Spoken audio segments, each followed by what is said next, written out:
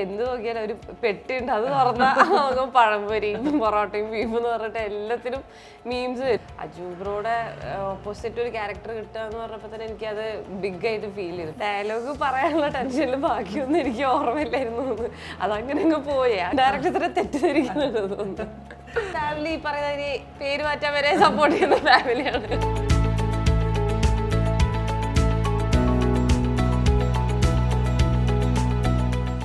ശക്തമായ കഥാപാത്രങ്ങളിലൂടെ മലയാളിയുടെ പ്രിയ നടിയായി മാറിയ ആൻ സലീമാണ് നിന്നോടൊപ്പം. വെൽക്കം.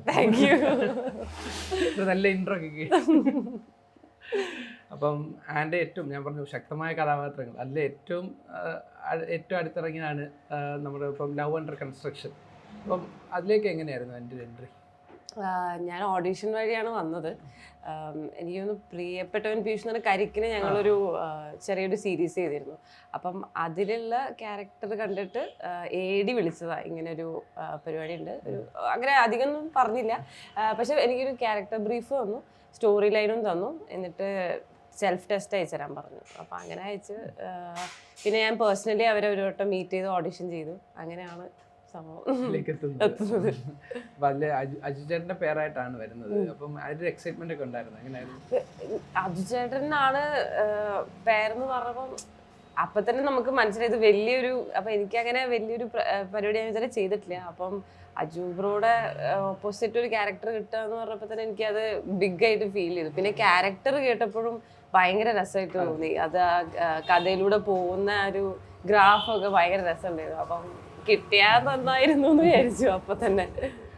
ശരിക്കും ആ ക്യാരക്ടറിന്റെ കാര്യം പറയുമ്പോൾ തന്നെ ഒരു റിഗ്രസീവ് ആയിരുന്ന പപ്പേട്ടനെ ഒരു പ്രോഗ്രസീവ് ആക്കി മാറ്റുന്ന ഒരു ക്യാരക്ടറാണ് ലിസിയുടേത്. അപ്പം അത് ശരിക്കും നമ്മുടെ ഇന്നത്തെ ഒരു കാലഘട്ടമായിട്ട് കമ്പയർ ചെയ്യുമ്പോൾ അത് പറയുന്നുണ്ട്, നമുക്ക് ക്ലീഷ ആയിട്ടുള്ള ഒന്ന് ബ്രേക്ക് ചെയ്ത് നോക്കാവുന്ന ഡയലോഗ് ഉണ്ടല്ലോ. അപ്പം അത് ശരിക്കും ഇന്നത്തെ കാലഘട്ടത്തിൽ അത് വർക്കാവുന്ന ഒന്നാണെന്ന് എങ്ങനെ തോന്നുന്നത്? ക്ലീഷ ബ്രേക്ക് ചെയ്യാൻ പറ്റും അങ്ങനെ വിചാരിക്കുന്നു? ക്ലീഷ ബ്രേക്കിംഗ് എനിക്കൊന്ന് പണ്ട് മുതലേ എല്ലാവരും ട്രൈ ചെയ്തിട്ടുണ്ടാവാം. ഇപ്പൊ കുറച്ചും കൂടെ നടക്കുന്നുണ്ട് തോന്നുന്നു. ഇപ്പൊ പണ്ടാണെങ്കിൽ ഇപ്പൊ പത്മരാജൻ സാർ അതേ ക്ലീഷ ബ്രേക്ക് ചെയ്ത് പടങ്ങൾ ചെയ്ത ആൾക്കാരാണ് അവരൊക്കെ, KG ജോർജൊക്കെ. അപ്പം ഇപ്പോഴും അതുണ്ട്, പക്ഷെ ഇപ്പൊ കുറച്ചും കൂടെ അതിന് ഒരു എക്സ്പോഷർ കിട്ടി തോന്നുന്നു, ഈ ക്ലീഷ ബ്രേക്കിംഗ്. അപ്പൊ ആൾക്കാർ കുറച്ചും കൂടെ അതിന് എക്സൈറ്റഡ് ആണെന്ന് തോന്നുന്നു. നമ്മളിപ്പോ ക്യാരക്ടറിന്റെ തന്നെ അതിനകത്തൊരു റിഗ്രസീവ് ആയിട്ട് ഒരാളെ നമ്മൾ കുറച്ചുകൂടെ പ്രോഗ്രസീവ് ആയിട്ട് ചിന്തിക്കുന്ന ഒരു ആവശ്യത്തിലേക്ക് മാറ്റി.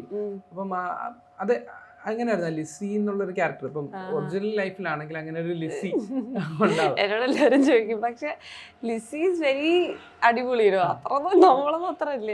എവിടെയെങ്കിലൊക്കെ ലിസി കൊണ്ടുവരാൻ നോക്കുന്നേ ഉള്ളൂ. Actually Lissy is very confident. ഈ പറയുന്ന ഒരു സ്വന്തമായിട്ട് അഭിപ്രായമുണ്ട്. അവള് ഡിസിഷൻ ഒക്കെ അങ്ങനെ എടുക്കുന്ന ഒരാളാണ്. ഞാൻ അങ്ങനെയല്ല. സ്റ്റേറ്റ്മെന്റ് ഉണ്ട്, എല്ലാം മുഖത്ത് നോക്കി പറയും. അതെ, അല്ല ഇപ്പം നമ്മളിപ്പോ ആന്റെ ക്യാരക്ടേഴ്സ് ഒക്കെ നോക്കിക്കഴിഞ്ഞാൽ ഇത്തരത്തിലാണ്. ഇപ്പൊ പ്രിയപ്പെട്ട പീയൂഷ് ആണ് എനിക്കൊന്നും ആ ഒരു, അല്ലെങ്കിൽ അത് കഴിഞ്ഞിട്ട് വന്ന പൊരുളാണെങ്കിലും എല്ലാം ഭയങ്കര സ്ട്രേറ്റ് ഫോർവേഡ് ആയിട്ടുള്ള കുറച്ചുകൂടെ കുറച്ച് ഭയങ്കര ബോൾഡ് ആയിട്ടുള്ള ക്യാരക്ടേഴ്സ് ആണ്. അപ്പം എങ്ങനെയാണ് കരിക്കുമായിട്ടുള്ള ഒരു ഇത് കൊളാബറേഷൻ വരുന്നത്? ഞാൻ ആക്ച്വലി കരിക്ക് ട്യൂണിന് വേണ്ടിയിട്ട് തോരാതെ എന്ന് പറഞ്ഞൊരു മ്യൂസിക് വീഡിയോ ചെയ്തിരുന്നു. അതും ഗൗതം സൂര്യ തന്നെയാണ് ഡയറക്റ്റ് ചെയ്തത്. അപ്പം ഞാൻ കരിക്കിനൂടെ ചെയ്ത എല്ലാ 3 വർക്കും ഗൗതം സൂര്യയാണ്. അപ്പം ഗൗതം സൂര്യ എന്നെ ഗൗതം വിളിക്കുന്നുണ്ട്, എനിക്ക് ചാൻസ് കിട്ടുന്നതാണ്. അപ്പം എങ്ങനെ പ്രിയപ്പെട്ടവൻ പീയൂഷിലേക്ക് എത്തുന്നതും അങ്ങനെ? അതെ, തോരാതെ മ്യൂസിക് വീഡിയോ ചെയ്തു. ഞാൻ ഗൗതം ആൻഡ് ടീമായിട്ട് നമ്മൾ ഫ്രണ്ട്സാണ്. പിന്നെ പ്രിയപ്പെട്ടവൻ പീയൂഷിന് അവൻ ചോദിച്ചു ഇങ്ങനെ ഒരു സംഭവം ഉണ്ട് ചെയ്യാൻ നോക്കാം. അപ്പൊ അത് കേട്ടപ്പോഴും ഇങ്ങനെ ഭയങ്കര രസമുള്ള ഒരു ക്യാരക്ടർ ആയിരുന്നു. അത് ഞാൻ ഇതുവരെ അങ്ങനെ ഒരു ക്യാരക്ടർ ചെയ്തിട്ടില്ല, ലുക്ക് വൈസ് ആണെങ്കിലും. അപ്പം അതെനിക്ക് ഭയങ്കര ഹെൽപ്ഫുൾ ആയിരുന്നു. അത് കാരണം എനിക്ക് ആൾക്കാരിങ്ങനെ ഓഡിഷനൊക്കെ വിളിച്ചിട്ടുണ്ട്. ഈ ഒരു ലുക്ക്, ഇങ്ങനെ ഒരു ലുക്കും കൂടെ ഉണ്ടെന്ന് അറിഞ്ഞപ്പോ. പൊരുളിലേക്ക് വരുമ്പോ പൊരുളിലും ഭയങ്കര ഒരു ഇതായിട്ടുള്ള ഒരു ക്യാരക്ടറാണ്. നമുക്ക് കാണുന്നവർക്കും ഭയങ്കര ടെൻഷൻ അടിച്ചിട്ട് കാണുന്നൊരു ഇതാണ്. അപ്പൊ അതില് ആനി പറയുമ്പോ 3 വർഷം ജീവിച്ച് തോമേക്കാളും 31 വർഷം ജീവിച്ച് മോളോട് സ്നേഹില്ലേ എന്നൊക്കെ ചോദിക്കും. അപ്പൊ അതിലേക്ക് എങ്ങനെയാ ഇപ്പൊ അനുവിന്റെ അഭിനയം ആയിക്കോട്ടെ, എനിക്ക് മലപ്പുറത്തിന് അമ്മയായിട്ട് അഭിനയിച്ചത്. അത് എനിക്ക് പ്രിയപ്പെട്ട വീട്ടിലെ അമ്മായിയമ്മയായിരുന്നു. പിന്നെ എനിക്ക് അമ്മയായിട്ടൊരു ചാൻസ് കിട്ടി. വിശേഷത്തിലും ആക്ച്വലി ഡോക്ടർ നഴ്സ് ആയിട്ട് ഞങ്ങൾ ചെയ്ത. I keep meeting her and so nice to work with കുറേ അടിപൊളി ആക്ടേഴ്സിൻ്റെ കൂടെ ആയിരുന്നു. പൊരുളൊക്കെ ഭയങ്കര ഒരു എക്സ്പീരിയൻസ് ആയിരുന്നു. അനു ആണെങ്കിലും എല്ലാവരും from director to actor to everyone was ഭയങ്കര ഒരു എക്സ്പീരിയൻസ് ആയിരുന്നു എനിക്ക്. ഇപ്പൊ പൊരുളിലെടുത്ത് കഴിഞ്ഞാൽ ജീപ്പൊക്കെ ഓടിക്കണം. അപ്പം ഡ്രൈവിംഗ് ഒക്കെ പഠിച്ചത് അങ്ങനത്തെ ഒരു ടെറൈൻ ആയിരുന്നു അത്. ഞാൻ പറയും ഡയലോഗ് പറയാനുള്ള ടെൻഷനിൽ ബാക്കിയൊന്നും എനിക്ക് ഓർമ്മയില്ലായിരുന്നു. അതങ്ങനെ അങ്ങ് പോയി. ആ ഡയലോഗ് ശരിയാവണോ എന്നുള്ള ക്യാമറാമാനും ടീമിനും ആയിരുന്നു. കാരണം ക്യാമറ ഫിക്സ് ചെയ്തിട്ടുണ്ട് ഓടിക്കുമ്പോ. ഞാൻ ഇങ്ങനെ ഡയലോഗ് ശരിയാണെന്ന് മാത്രമേ ഞാൻ ചിന്തിക്കുന്നുള്ളൂ. ബാക്കിയൊക്കെ അങ്ങ് ആ ഫ്ലോയില് വന്നുപോയിന്ന്. അറിയായിരുന്നോ? ഞാൻ അന്ന് പഠിച്ച് ഒരു കുറച്ച് കാലമായിട്ടേ ഉള്ളൂ. അപ്പൊ ഗൗതം ചോദിച്ചു ഡ്രൈവ് ചെയ്യും. ഇവർ പിന്നെ ഇദ്ദേഹം ഡ്രൈവ് ചെയ്തു. അതെ, ഞാൻ പോയിട്ട് എൻ്റെ ഒരു ഫ്രണ്ട് ഉണ്ട്, അവന്റെ അവിടെ പോയിട്ട് ജീപ്പ് ഓടിച്ച് നോക്കി. ഈ പറയുന്ന ഒരു പവർ സ്റ്റിയറിങ് അല്ലാത്തതും അങ്ങനെയൊക്കെ അതൊക്കെ നോക്കിയിട്ട് ഏറ്റവും കഷ്ടപ്പാടുള്ളതെന്ന് എടുത്ത് കുറച്ച് കുഴപ്പമില്ലായിരുന്നു. പിന്നെ ട്രയൽ നോക്കിയോണ്ട് തന്നെ ഒരു കോൺഫിഡൻസ് കിട്ടി. ഓക്കെ കുഴപ്പമില്ല. പിന്നെ ഷൂട്ടാണല്ലോ, കട്ട് ചെയ്ത് പോകാനോ. ഇപ്പൊ മാൻ്റെ പറ്റി പറയുമ്പോ പെട്ടെന്ന് എല്ലാരും ഓർക്കുന്ന ഒരു സാധനമാണ് ഹൃദയത്തിലെ. അപ്പൊ ഭയങ്കരമായിട്ട് ഫേസ്ബുക്കിലൊക്കെ അത് ക്ലീഷേ എന്ന് പറഞ്ഞ് ട്രോൾ ചെയ്യപ്പെടാറുണ്ട്. അപ്പൊ ആനത് കണ്ട് അതൊക്കെ എൻജോയ് ചെയ്യാറുണ്ട്. പിന്നെ എന്റെ ഉമ്മയാണ് എനിക്ക് ഏറ്റവും കൂടുതൽ മീംസ് അയച്ചു തന്ന ആള്. അത് ഭയങ്കര സന്തോഷമായിരുന്നു ആ ഒരു ടൈമില്. കാരണം എന്ത് നോക്കിയാലും ഒരു പെട്ടിയുണ്ട്, അത് തുറന്നാൽ പഴംപൊരിയും പൊറോട്ടയും ബീഫും എന്ന് പറഞ്ഞിട്ട് എല്ലാത്തിനും മീംസ് വരും. അതൊക്കെ എനിക്ക് അയച്ചൊരു ഉമ്മയാണ് എന്റെ മെയിൻ മീം ഫോളോവർ. ശരിക്കും അന്ന് ഇത് ചെയ്തപ്പോ ഒരിക്കലും ചിന്തിച്ചിട്ടുണ്ടല്ലോ ഇങ്ങനെ ഹെയറിൽ പോകും നമ്മൾ വിചാരിക്കില്ല. ലവ് ആൻഡ് കൺസ്ട്രക്ഷനിലേക്ക് വന്നു കഴിഞ്ഞാല് ഇപ്പൊ അതിനകത്ത് ഒരുപാട് ക്യാരക്ടേഴ്സ് ഉണ്ട്. ഇപ്പം പല പല സിറ്റുവേഷനിലൂടെ കടന്നു പോകുന്ന ക്യാരക്ടേഴ്സാണ്. നമ്മൾ ശരിക്കും തുടങ്ങുന്ന ഒരു പ്രേമത്തിലല്ല ശരിക്കും അത് അവസാനിക്കുന്നത്. ഇതിന്റെ ഒരു കഥയൊക്കെ പറഞ്ഞപ്പോ എന്തായിരുന്നു?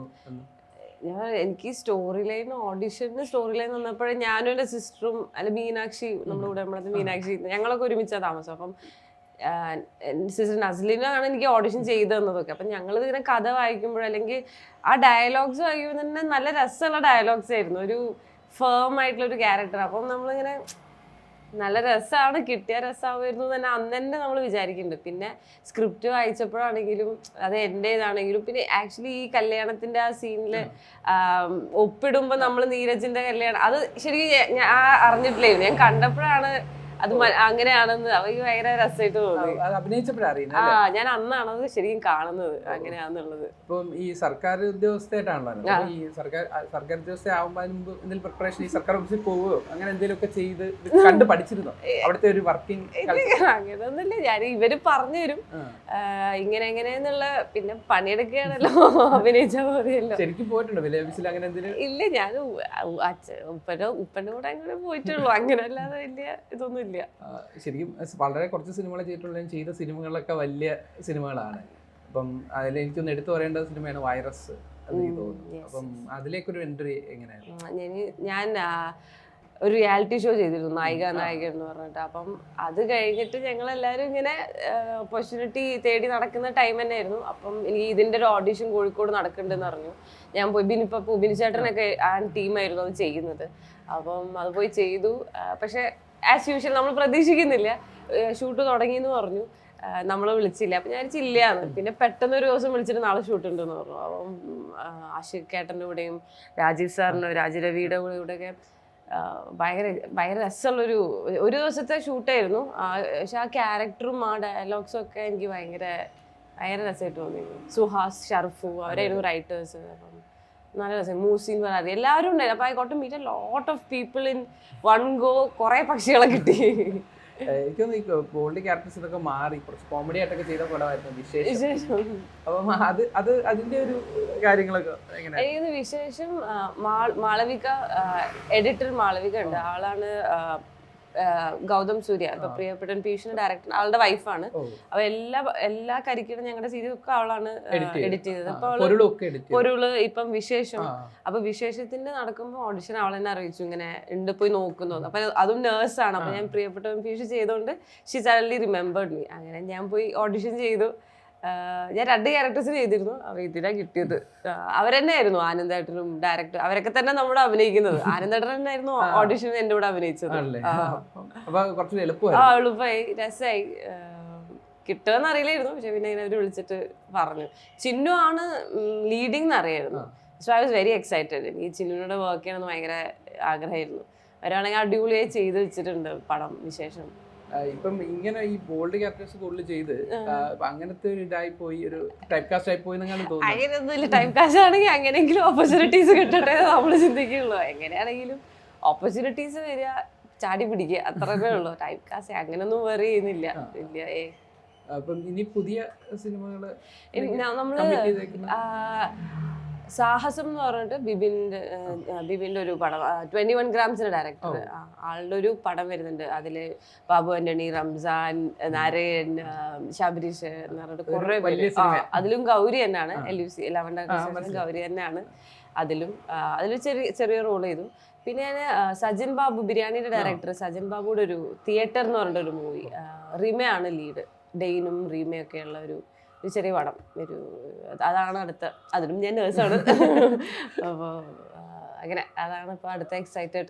ശരിക്കും ഈ പേര് അനു എന്നുള്ളത് അനുശ്രീ,